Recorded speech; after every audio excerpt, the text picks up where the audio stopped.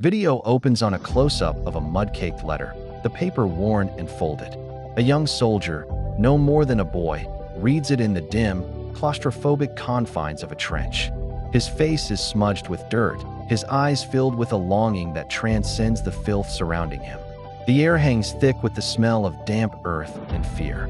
A sudden, deafening explosion rocks the trench, sending a shower of mud and debris raining down. The soldier instinctively ducks, pressing himself against the earthen wall as his comrades do the same. The world is reduced to a chaotic symphony of shouting, whizzing bullets, and the concussive boom of artillery. In this brief lull, the men huddle together, their shared terror forging an unspoken bond. One soldier passes around a piece of stale bread, a treasure in this desolate place. Another pulls out a tattered photograph of a smiling woman and a small child, a fleeting glimpse of a world they are fighting to protect, a world that feels a million miles away. They find a fragile solidarity in these small rituals, a quiet defiance against the overwhelming hardship that defines their existence. A crackle of static cuts through the tense silence. All eyes turn to a field radio, where an officer listens intently, his expression unreadable. He lowers the receiver, his gaze sweeping over the weary faces before him. "It's over," he says, his voice raspy with emotion. "The war is over." The words hang in the air, seemingly too monumental to be true. A beat of stunned silence follows, a collective holding of breath. Then, the dam of pent-up emotion breaks. A wave of cautious, then overwhelming, relief crashes over the trench.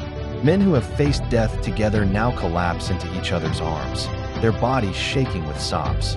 Some cheer, their voices hoarse, while others simply stare into the gray, indifferent sky, their minds struggling to process the end of a nightmare that has consumed their youth. The journey home is a surreal odyssey. The soldier sits on a packed train, the rhythmic clatter of the wheels a stark contrast to the thunder of guns. He stares out the window at a landscape ravaged by war, a tapestry of skeletal trees and cratered fields that mirrors the devastation he feels inside. The train passes through liberated towns, where gaunt faces watch them pass, their expressions a mixture of gratitude and profound loss. He marches with his unit through streets lined with cheering but scarred civilians, the joy of victory tinged with the sorrow of its cost. With every mile, his exhaustion battles a growing, hopeful anticipation. The closer he gets to home, the more the memories of his family, once a painful reminder of what he could lose, become a beacon guiding him forward. He walks down the familiar city street, a ghost returning to his former life. The buildings bear the pockmarks of conflict, windows are boarded up, but the first signs of life are returning. And then he sees them. His wife, her face etched with worry, is standing by their doorstep. Her eyes meet his, and the world stops. She runs to him, a cry escaping her lips as she throws her arms around his neck in a desperate, emotional embrace. An elderly man, his father, steps forward and places a firm, proud hand on his shoulder, a silent acknowledgement of the sacrifice and the return. The reunited family stands together on the quiet street, a small island of love in a sea of memory. They look out at the city skyline, where the skeletal frames of new construction rise against the horizon, a testament to the unyielding spirit of renewal.